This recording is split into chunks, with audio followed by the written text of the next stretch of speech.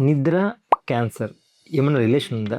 మనం గనక తక్కువ నిద్రపోతే మనం క్యాన్సర్ ముప్పున పడే అవకాశం ఉంటుంది. పిల్లలు ఎక్కువ గంటలు నిద్రలో ఉంటారు. పెరిగే కొద్దీ ఆ నిద్ర తక్కువగానే ఉంటుంది. యావరేజ్‌గా ప్రతి ఒక్కరు కూడా ప్రతి అడల్ట్‌కి 7-8 గంటల నిద్ర చాలా అవసరం. ఈ నిద్రలో మనకి మెలటోనిన్ అనే ఒక హార్మోన్ ప్రొడ్యూస్ అవుతుంది. అది మంచి నిద్రకు హెల్ప్ చేస్తుంది. దాంతో పాటుగా దానికున్న antioxidant property, anti inflammatory property damage అయిన సెల్స్‌ని రిపేర్ చేయడానికి ఉపయోగపడుతుంది.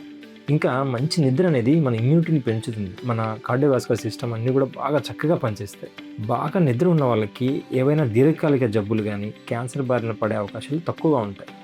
ఈవెన్ WHO కూడా నిద్ర లేమిని ఒక ప్రాబబుల్ కార్సినోజెన్‌గా గుర్తించింది. అందులో బ్రెస్ట్, కొలోరెక్టల్ ఇంకా మగవాళ్ళకి ప్రోస్టేట్ క్యాన్సర్ ఈ నిద్ర లేమి ఉన్న వాళ్ళకి వచ్చే అవకాశం చాలా ఎక్కువ. అందువల్ల నిద్రని ఎప్పుడూ నిర్లక్ష్యం చేయొద్దు. టైంకి నిద్రపోండి. కనీసం 7-8 గంటలు నిద్ర ఉండేలాగా చూసుకోండి. ఈ స్క్రీన్ టైం, స్క్రోల్ చేయడం అన్నీ తగ్గించండి. పడుకునే ముందర 1 గంట ముందు అన్నీ ఆపేయండి. డార్క్ రూమ్ ఉండేలాగా చూసుకోండి. లైట్స్ అన్నీ ఆఫ్ చేయండి. ప్రశాంతంగా నిద్రపోండి. మిమ్మల్ని మీరు కాపాడుకోండి.